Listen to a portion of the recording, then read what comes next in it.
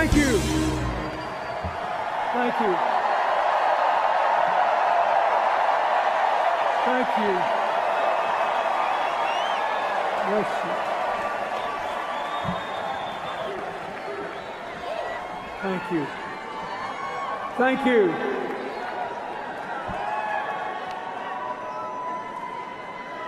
In the spring of 1971, I met a girl.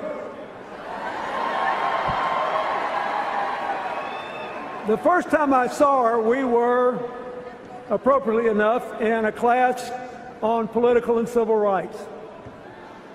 She had thick blonde hair, big glasses, wore no makeup. And she exuded this sense of strength and self-possession that I found magnetic. After the class, I followed her out, intending to introduce myself. I got close enough to touch her back, but I couldn't do it. Somehow I knew this would not be just another tap on the shoulder, that I might be starting something I couldn't stop. I saw her several more times in the next few days, but I still didn't speak to her. Then one night, I was in the law library talking to a classmate who wanted me to join the Yale Law Journal. He said it would guarantee me a job in a big firm or a clerkship with a federal judge. I really wasn't interested. I just wanted to go home to Arkansas. Then I saw the girl again, standing at the opposite end of that long room. Finally, she was staring back at me. So I watched her. She closed her book, put it down, and started walking toward me. She walked the whole length of the library, came up to me and said, "Look, if you're going to keep staring at me," and now I'm staring back, "we at least ought to know each other's name. I'm Hillary Rodham. Who are you?" I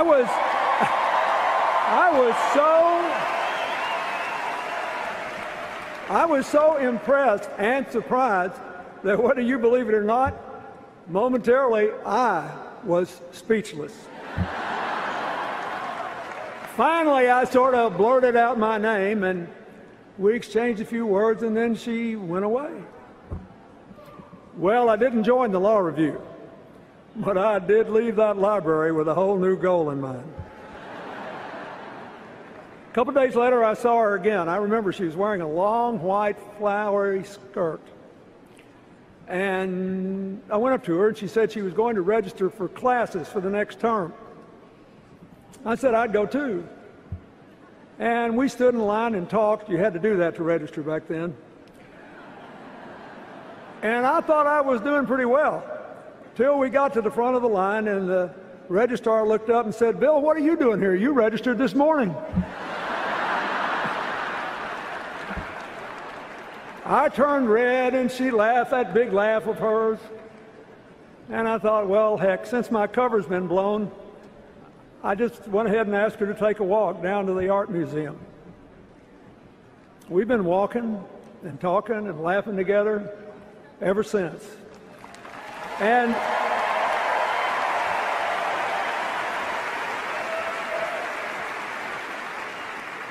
we've done it in good times and bad, through joy and heartbreak. We cried together this morning on the news that our good friend, and a lot of your good friend, Mark Weiner, passed away early this morning. We built up a lifetime of memories.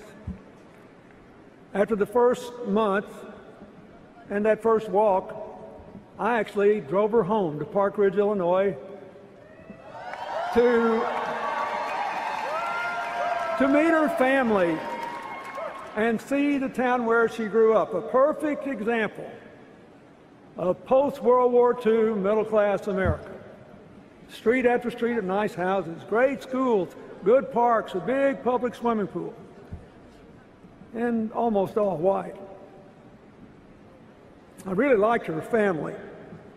Her crusty conservative father, her rambunctious brothers, all extolling the virtues of rooting for the Bears and the Cubs. And for the people from Illinois here, they even told me what waiting for next year meant. Could be next year, guys. Now, her mother was different. She was more liberal than the boys. And she had a childhood that made mine look like a piece of cake. She was easy to underestimate with her soft manner, and she reminded me all over again of the truth of that old saying, you should never judge a book by its covers. Knowing her was one of the greatest gifts Hillary ever gave me.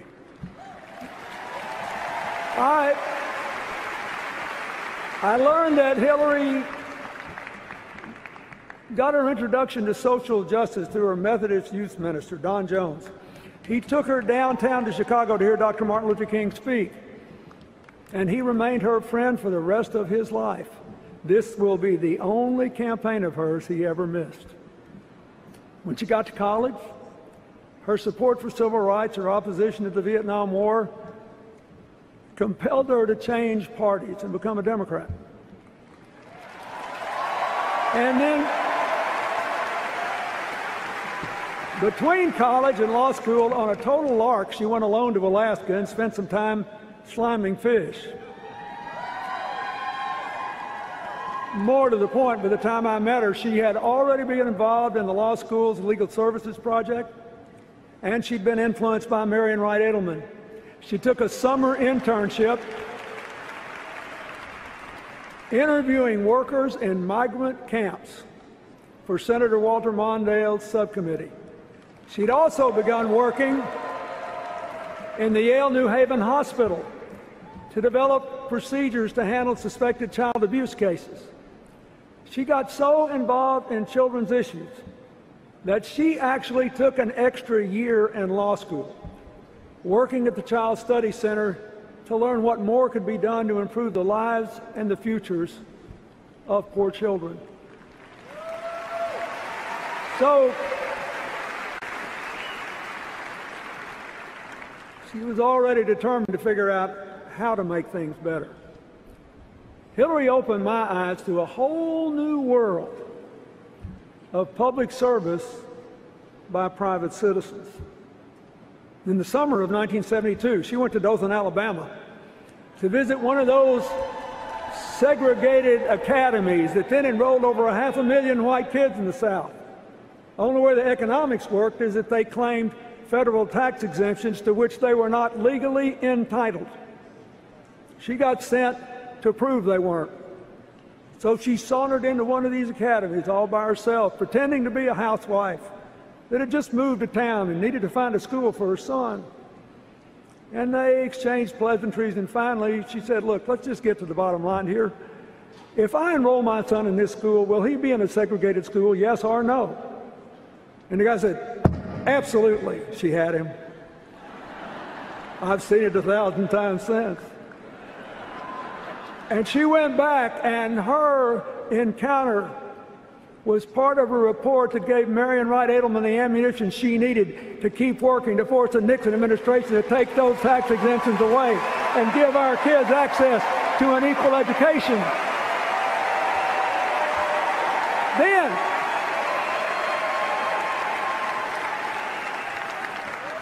Then she went down to South Texas, where she met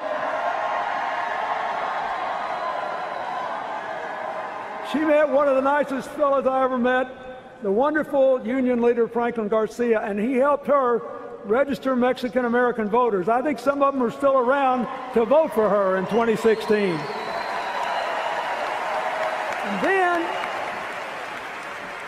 in our last year in law school, Hillary kept up this work. She went to South Carolina to see why so many young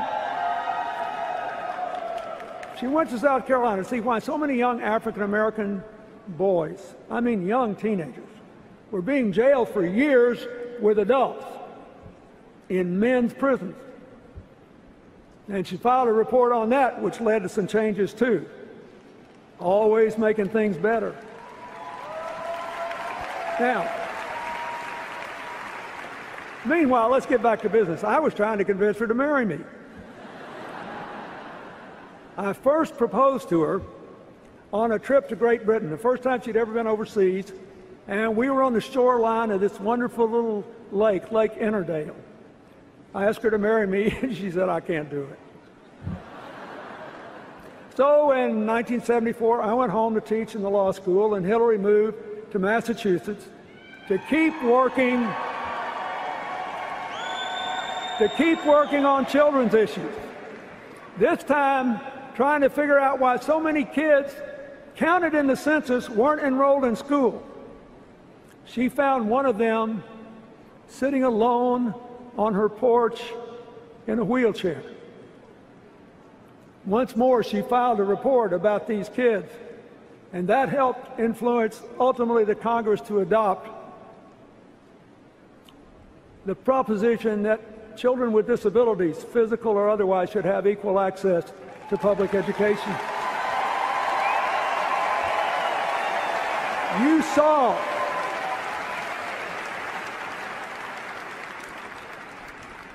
You saw the results of that last night when Anastasia Somoza talked.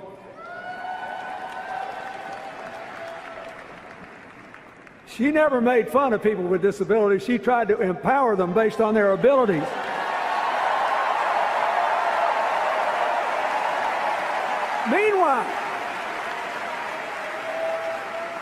Meanwhile, I was still trying to get her to marry me. So the second time I asked, I tried a different tack. I said, I really want you to marry me, but you shouldn't do it.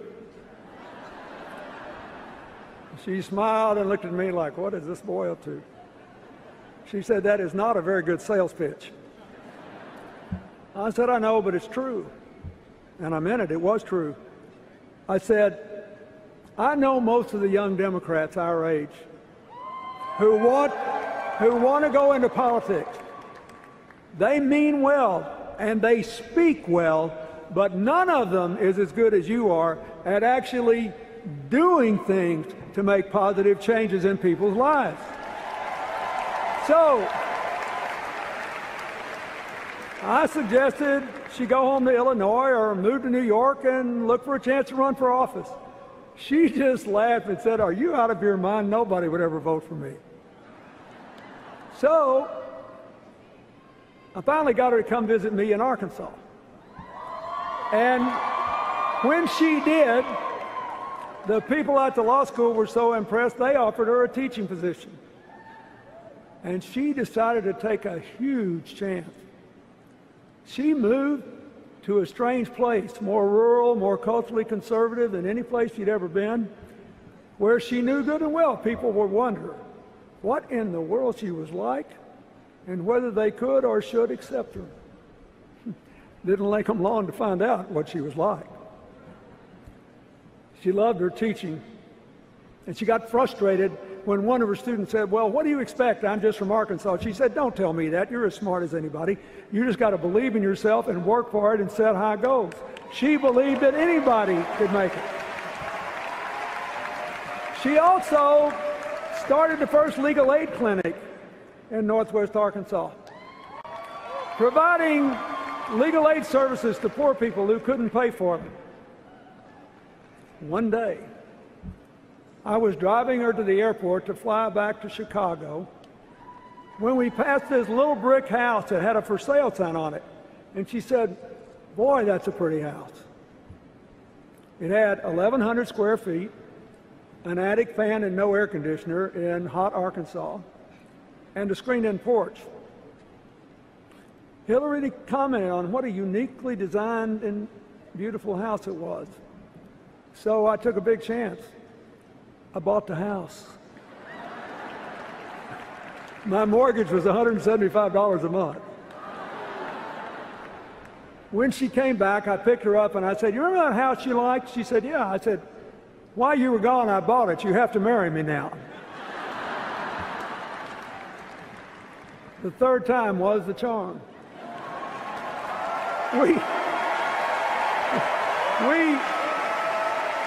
We were married. We were married in that little house on October the 11th, 1975.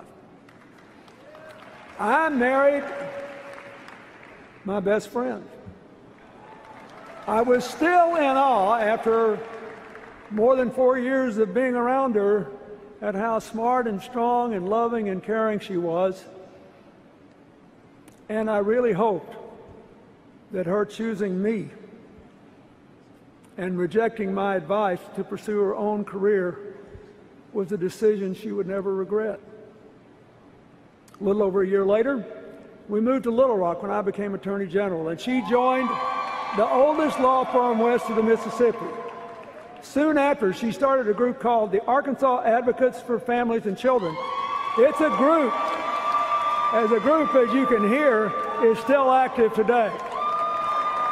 In 1979, just after I became governor, I asked Hillary to chair a rural health committee to help expand health care to isolated farm and mountain areas. They recommended to do that partly by deploying trained nurse practitioners in places with no doctors to provide primary care they were trained to provide. It was a big deal then, highly controversial and very important. And I got the feeling that what she did for the rest of her life, she was doing there. She just went out and figured out what needed to be done and what made the most sense and what would help the most people. And then if it was controversial, she just tried to persuade people it was the right thing to do. It wasn't the only big thing that happened that spring. My first year as governor, we found out we were going to be parents. And time passed. On February 27th, 1980, 15 minutes after I got home from the National Governors Conference in Washington, Hillary's water broke, and off we went to the hospital. Chelsea was born just before midnight. And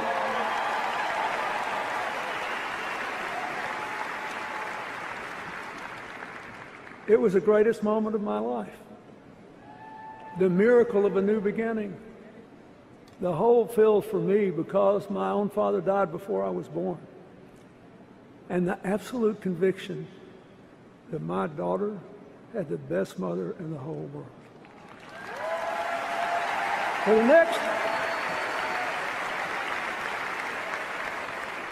the next 17 years, through nursery school, Montessori, kindergarten, through t-ball, softball, soccer, volleyball, and her passion for ballet, through sleepovers, summer camps, family vacations, and Chelsea's own very ambitious excursions, from Halloween parties in the neighborhood to a Viennese waltz gala in the White House. Hillary, first and foremost, was a mother. She became, as she often said, our family's designated worrier, born with an extra responsibility gene. The truth is, we rarely disagreed on parenting, although she did believe that I had gone a little over the top when I took a couple of days off with Chelsea to watch all 6 Police Academy movies back to back. When Chelsea was 9 months old, I was defeated for re-election in the Reagan landslide. And I became overnight, I think, the youngest former governor in the history of the country. We only had 2-year terms back then. Hillary was great. Immediately she said, okay, what are we going to do? Here's what we're going to do. We're going to get a house, you're going to get a job, we're going to enjoy being Chelsea's parents. And if you really want to run again, you got to go out and talk to people, figure out why you lost, tell people you got the message, and show them you still got good ideas. I followed her advice. Within 2 days, we had a house. I soon had a job. We had 2 fabulous years with Chelsea, and in 1982, I became the first governor in the history of our state to be elected, defeated, and elected again. I think my experience is it's a pretty good thing to follow her advice. The rest of the decade sort of flew by as our lives settled into a rhythm of family and work and friends.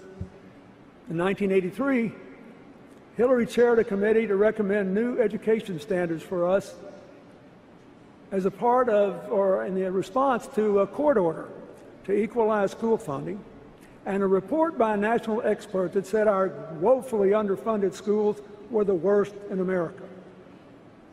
Typical Hillary, she held listening tours in all 75 counties with our committee. She came up with really ambitious recommendations. For example, that we be the first school in America, first state in America to require elementary counselors in every school because so many kids were having trouble at home and they needed it. So I called the legislature into session hoping to pass the standards, pass the pay raise for teachers, and raise the sales tax to pay for it all.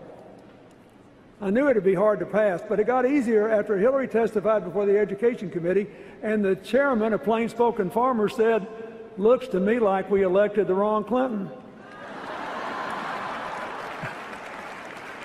Well, by the time I ran for president 9 years later, the same expert who said that we had the worst schools in America said that our state was one of the 2 most improved states in America. And that's because of those standards that Hillary developed. Now, 2 years later, Hillary told me about a preschool program developed in Israel called HIPPY, Home Instruction Program for Preschool Youngsters. The idea was to teach low-income parents, even those that couldn't read, to be their children's first teachers. She said she thought it would work in Arkansas. I said, "That's great. What are we going to do about it?" She said, "Oh, I already did. I called the woman who started the program in Israel. She'll be here in about 10 days and help us get started." Next thing you know, I'm being dragged around to all these little preschool graduations. But keep in mind, this was before any state even had universal kindergarten. And I'm being dragged to preschool graduations, watching these poor parents with tears in their eyes because they never thought they'd be able to help their kids learn. Now, 20 years of research has shown how well this program works to improve readiness for school and academic achievement. There are a lot of young adults in America who have no idea Hillary had anything to do with it, who are enjoying better lives because they were in that program. She did all this while being a full-time worker, a mother, and enjoying our life. Why? Well, she's insatiably curious, she's a natural leader, she's a good organizer, and she's the best darn change maker I ever met in my entire life. So, look, this is a really important point. This is a really important point for you to take out of this convention. If you believe in making change from the bottom up, if you believe the measure of change is how many people's lives are better, you know it's hard and some people think it's boring. Speeches like this are fun. Actually doing the work is hard. So people say, well, we need to change. She's been around a long time, she sure has. And she's sure been worth every single year she's put into making people's lives better. I can tell you this.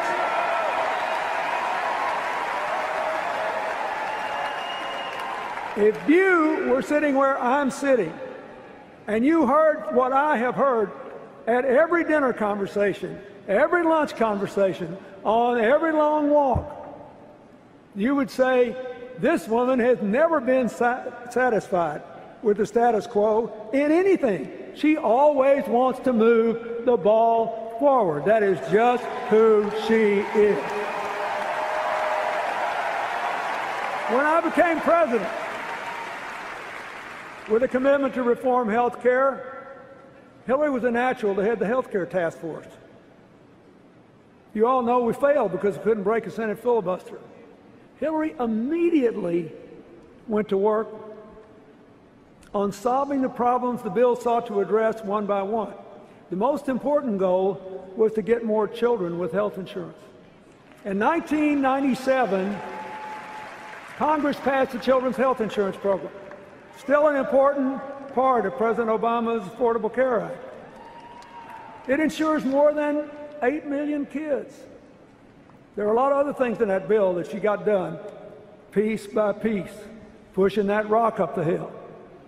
In 1997, she also teamed with the House Minority Leader, Tom DeLay, who maybe disliked me more than any of Newt Gingrich's crowd. They worked on a bill together to increase adoptions of children out of foster care. She wanted to do it because she knew that Tom DeLay, for all of our differences, was an adopted parent, and she honored him for doing that.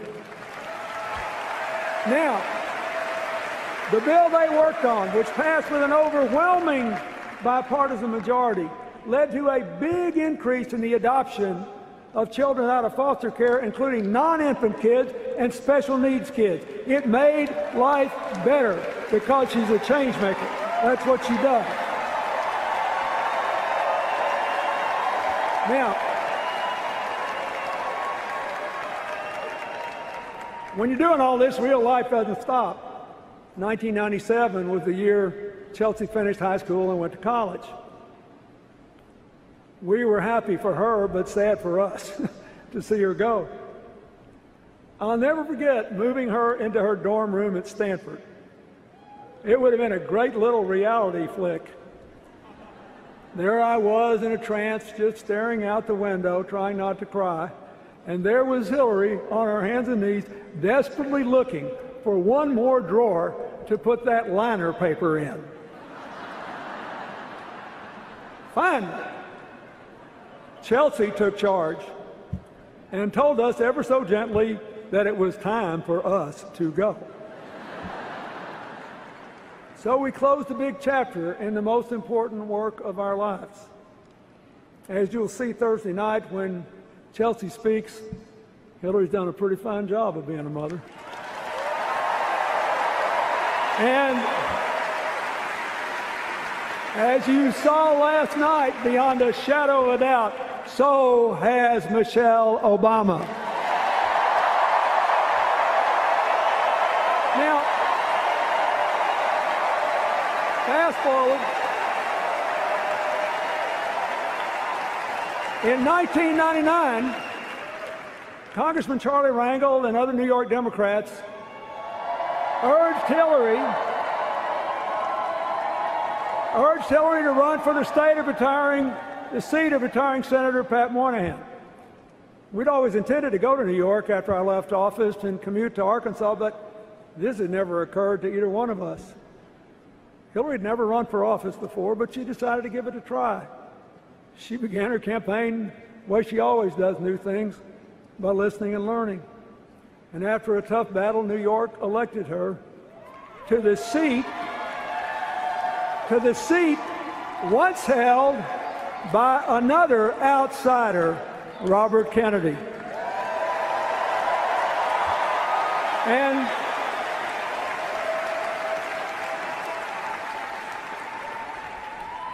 she didn't let him down. Her early years were dominated by 9/11. By working to fund the recovery, then monitoring the health of and providing compensation to victims and first and second responders. She and Senator Schumer were tireless, and so were our House members. In 2003, partly spurred on by what we were going through, she became the first senator in the history of New York ever to serve on the Armed Services Committee.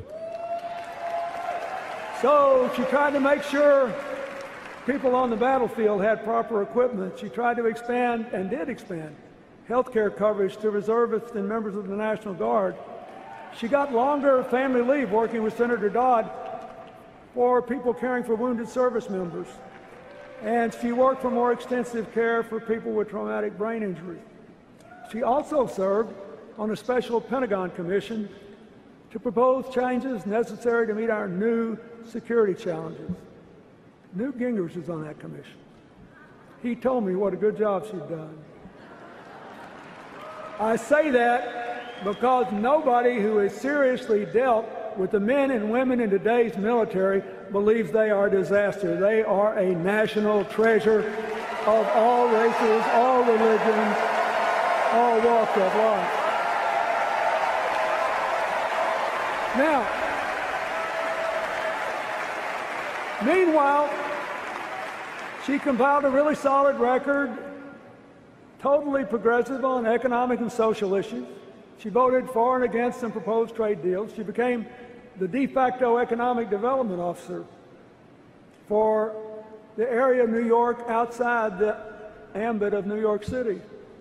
She worked for farmers, for winemakers, for small businesses and manufacturers, for upstate cities and rural areas who needed more ideas and more new investment to create good jobs, something we have to do again in small town and rural America, in neighborhoods that have been left behind in our cities, in Indian country, and yes, in coal country.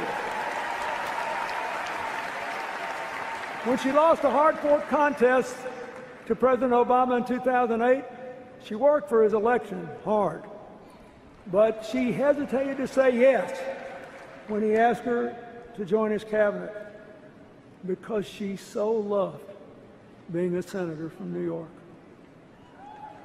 So, like me in a different context, he had to keep asking. But as we all saw and heard from Madeleine Albright, it was worth the effort and worth the wait. As Secretary of State, she worked hard to get strong sanctions against Iran's nuclear program, and in what the Wall Street Journal, no less, called a half-court shot at the buzzer, she got Russia and China to support them. Her team negotiated the New START treaty with Russia to reduce nuclear weapons and reestablish inspections, and she got enough Republican support to get 2/3 of the Senate the vote necessary to ratify the treaty. She flew all night long from Cambodia to the Middle East to get a ceasefire that would avoid a full-out shooting war between between Hamas and Israel in Gaza, to protect the peace of the region. She backed President Obama's decision to go after Osama bin Laden. She launched a team. This is really important today. She launched a team to fight back against terrorists online and built a new global counterterrorism effort. We've got to win this battle in the mind field. She put climate change at the center of our foreign policy. She negotiated the first agreement ever, where China and India officially committed to reduce their emissions. And as she had been doing since she went to Beijing in 1995 and said women's rights are human rights and human rights are women's rights, she worked to empower women and girls around the world and to make the same exact declaration on behalf of the LGBT community in America and around the world.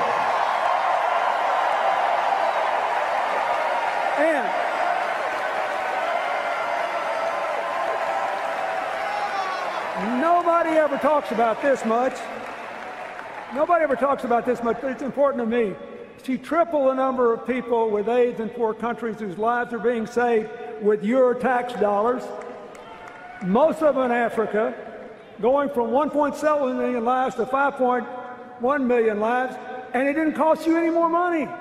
She just bought available, FDA-approved generic drugs, something we need to do for the American people more. Now, you don't know any of these people. You don't know any of those 3.4 million people, but I'll guarantee you they know you. They know you because they see you as thinking their lives matter. They know you. And that's one reason the approval of the United States was 20 points higher when she left the Secretary of State's office than when she took it. Now, how does this square? How does this square with the things that you heard at the Republican convention? What's the difference in what I told you and what they said? How do you square it? You can't. One is real, the other is made up.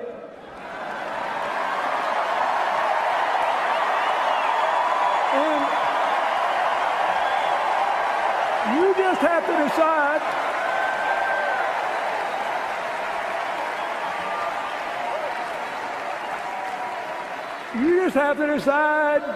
which is which, my fellow Americans. The real one had done more positive change-making before she was 30 than many public officials do in a lifetime in office. The real one, if you saw her friend Betsy Eveling vote for Illinois today, has friends from childhood through Arkansas, where she has not lived in more than 20 years, who have gone all across America at their own expense to fight for the person they know. The real one has earned the loyalty, the respect, and the fervent support of people who have worked with her in every stage of her life, including leaders around the world who know her to be able, straightforward, and completely trustworthy. The real one calls you when you're sick, when your kid's in trouble, or when there's a death in the family. The real one repeatedly drew praise from prominent Republicans when she was a senator and Secretary of State. So what's up with this? Well, if you win elections on the theory that government is always bad and will mess up a two-car parade, a real change maker represents a real threat. So, your only option is to create a cartoon alternative. Then run against the cartoon. Cartoons are two-dimensional. They're easy to absorb. Life in the real world is complicated, and real change is hard. And a lot of people even think it's boring.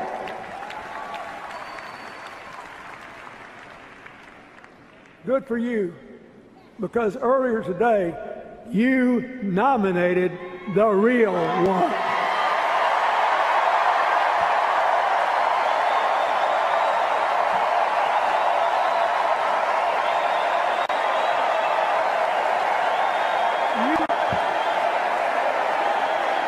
Listen.